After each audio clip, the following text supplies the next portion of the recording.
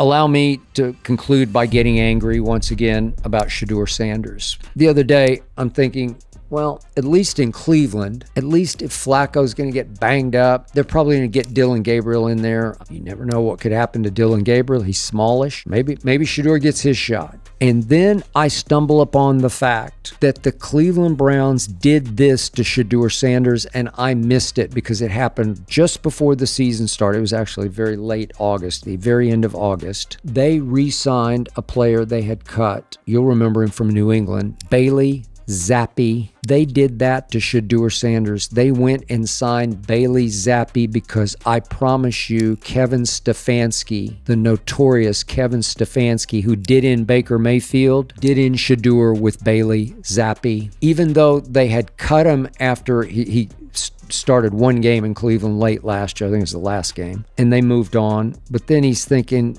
you just know, Stefanski has no use for Shedeur Sanders. That was an ownership. That was a Jimmy Haslam special. They re-signed Bailey Zappi, and there was a report this past week in ESPN Cleveland that a lot of the practice snaps are now being split between Flacco, of course, Dillon Gabriel, and Bailey Zappi, and that Shedeur is mostly watching. Shedeur is still stuck in hell in Cleveland.